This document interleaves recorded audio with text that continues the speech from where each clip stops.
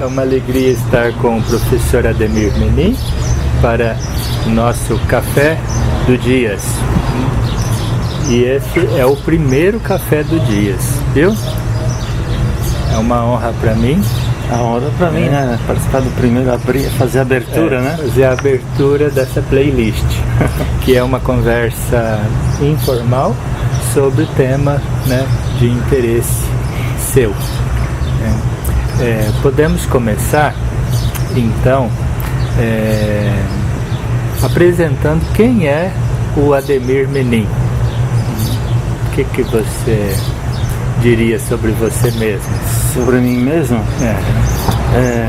Sou um estudante, apesar de ser professor, um estudante de filosofia, atualmente no doutorado, e inclusive estou tentando desenvolver uma tese em Agostinho, mas não só em Agostinho, na verdade o foco é Heidegger e Agostinho. Como o filósofo Heidegger tem uma grande queda assim pela filosofia de Agostinho, principalmente no que diz respeito ao tempo, né? Então a minha pesquisa versa exatamente sobre Heidegger, que interpreta Agostinho, e qual é a influência, quanto Agostinho influencia Heidegger nessa questão do tempo, né? Porque a obra principal de Heidegger é Ser e Tempo, e ele foi buscar na história da filosofia alguém que falasse sobre o tempo. Então encontrou Aristóteles, encontrou Plotino, encontrou Agostinho, e parece que o Agostinho foi um filósofo que ele se interessou muito porque fala do tempo, né? Você tem aqui as Confissões de Agostinho, né?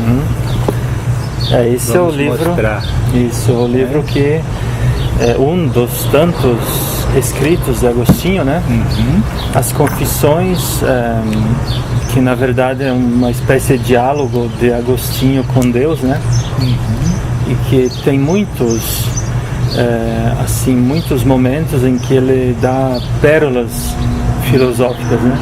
Principalmente dois livros, que é o livro 10 e o livro 11 das Confissões, né, dessa obra, que fala respectivamente sobre a memória e sobre o tempo. Então que é o tema que te interessa. Tempo, então, no livro, tese, né? O livro 11 das Confissões, que trata sobre o tempo e que é do interesse de Heidegger, então, e portanto do meu interesse também nesse momento, desenvolvendo essa tese, né? Obrigado. Que agradeço, fiquem à vontade. Obrigado. Agora a nossa conversa vai fluir melhor.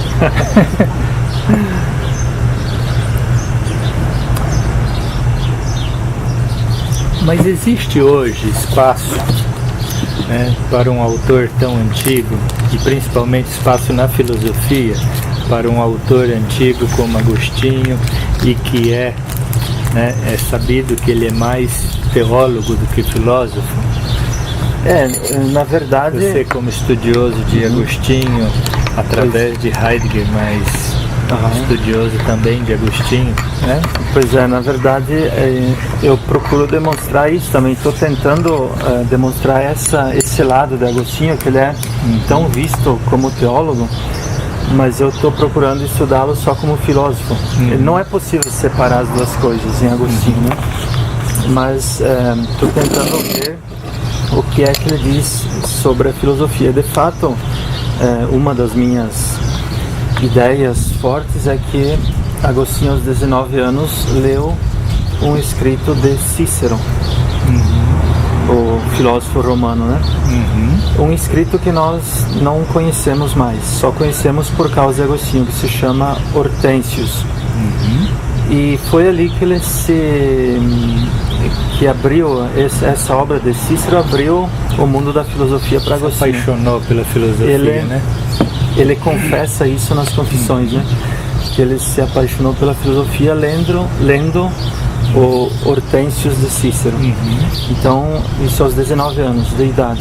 E a partir daí essa busca foi constante, né? Ele já vinha buscando soluções para a existência humana, né, para explicações para a vida humana, mas nesse momento então ele mesmo diz que sofreu uma grande influência de Cícero nessa obra. E aí Agostinho, como filósofo, se torna muito importante, mesmo porque ele influenciou, ele é colocado na história como tardo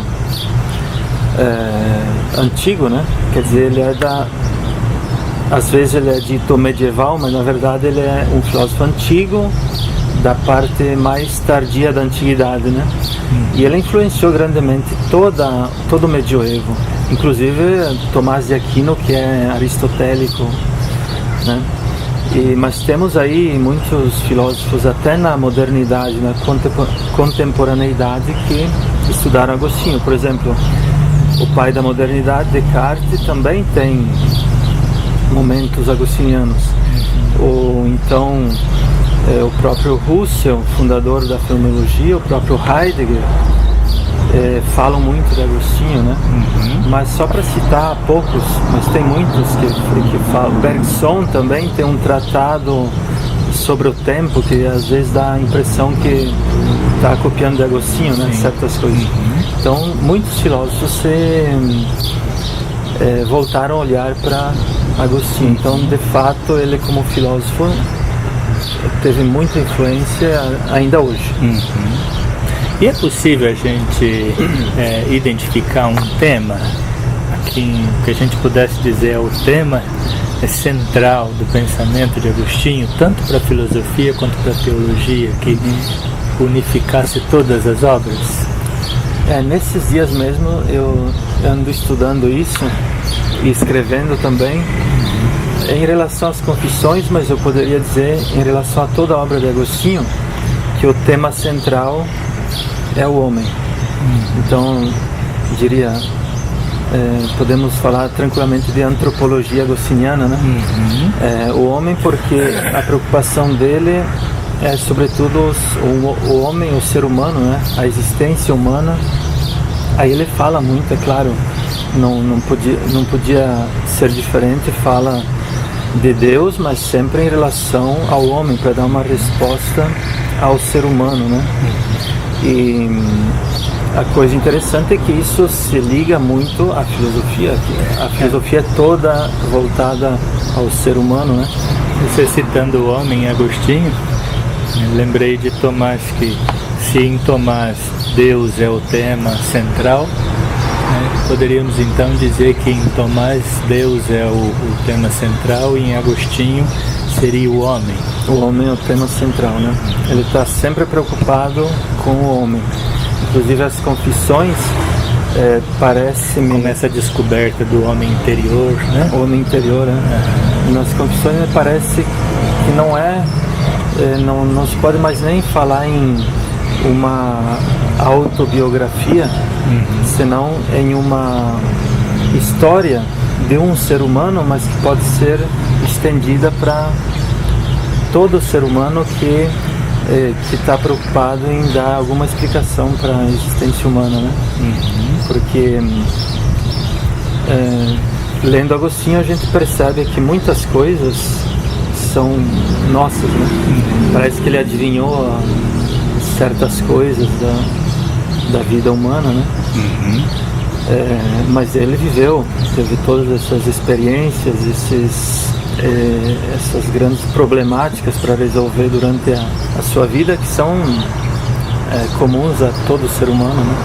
Será que a vida pregressa de Agostinho, antes de ser religioso, antes de ser bispo, a vida mundana dele, ajudou com que o pensamento dele se tornasse tão próximo do ser humano, tão próximo da humanidade?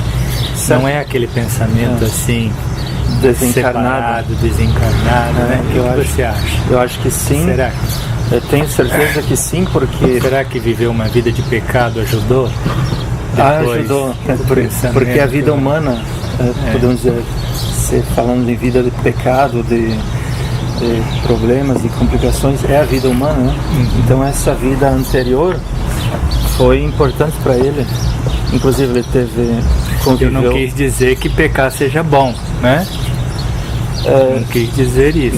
Não, mas é no sentido que ensina muitas coisas também, né? Inclusive ele teve uma vida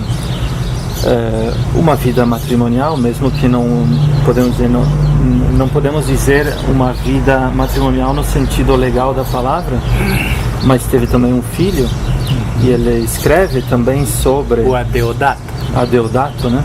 Dado por Deus. E que fim fez aquela mulher, a esposa? Pois é, a esposa dele, ele dá poucas notícias nas confissões e não temos nem o nome dela.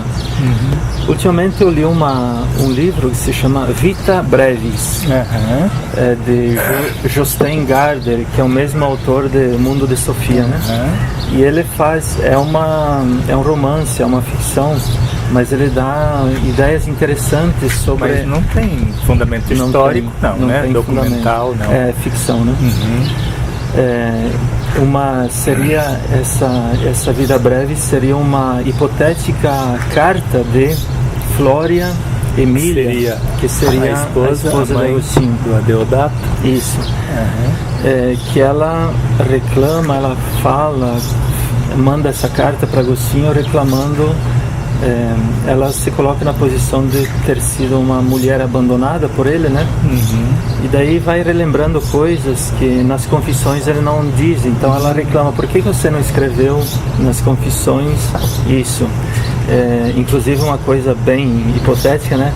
E tudo aquilo que aconteceu com a gente lá em Roma, quando você voltou de Milão, que estava voltando para a África, que você ficou um ano em Roma, e inclusive depois da morte da sua mãe, por que você não conta nada nas confissões, né?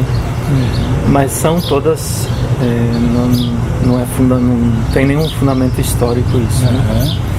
Então o autor procura preencher uma lacuna ali que aparece nas confissões. Ele usa as confissões e pega todas as lacunas que as confissões deixam e constrói uma história. Uma história assim. Então o autor desse livro, Vita Brevis, que quer dizer a vida é breve,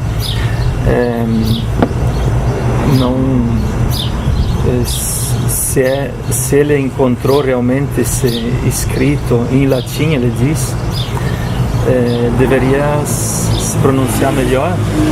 Não temos nenhuma certeza sobre esse escrito. Provavelmente até isso faz parte do romance, né? O fato de encontrar um manuscrito. Deixar o leitor assim mais curioso, né? Dá aquele... Mas então, só para dizer aquela sensação de veracidade, né? Só para dizer que o Agostinho foi um ser humano, plenamente humano, né?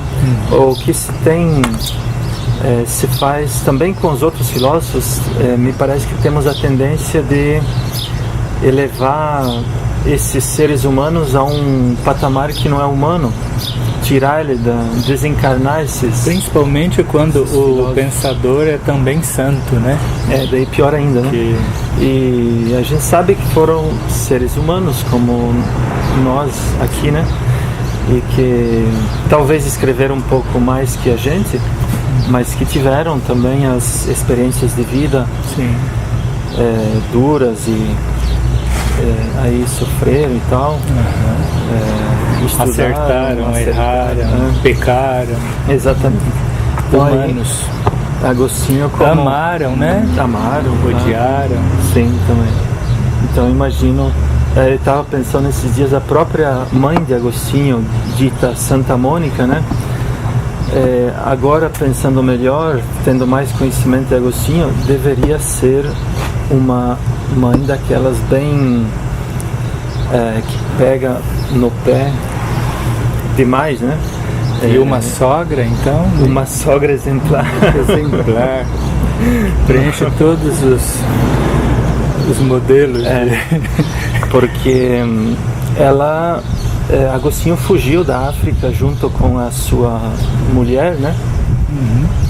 Foi para Roma e depois foi para Milão. Mônica, sua mãe, foi atrás, não sei como, não sei em que situação ela foi atrás dele, né? Então era uma mulher muito de uma personalidade muito forte, né? e talvez até demais, porque não deixava o filho em paz, né? Então, enquanto não viu convertido, né? Não deixou. Não deixou. Inclusive o fato de Agostinho ter uma mulher que era considerada concubina, né? Ou seja, não era uma mulher aceita socialmente, e naquele tempo era normal assim, né? E parece que Mônica insistiu para que ele deixasse dela, se livrasse dela, porque ele tinha que objetivar um casamento socialmente aceito, né? E Agostinho relata nas Confissões que quando isso aconteceu, ou seja, quando ele fala que a mulher dele foi afastada dele, né? Não foi ele que afastou dele, que ele sofreu muito. Lendo Santo Agostinho hoje, a gente passa por cima de tudo isso, não dá satisfação para isso, mas deve ter sido uma experiência muito dura, né? Não deve ter sido fácil. Ademir, se a gente continuasse, a gente passaria a tarde toda, né? Tomando café e conversando sobre Agostinho. O importante é a gente ter consciência que ele é um filósofo muito importante para a história da filosofia. Sim. E ainda hoje validíssimo. Sim. Fica então a sugestão de leitura das Confissões de Santo Agostinho, né? Que vale para todos, não só para estudiosos da filosofia e da teologia. Vamos ficar por aqui.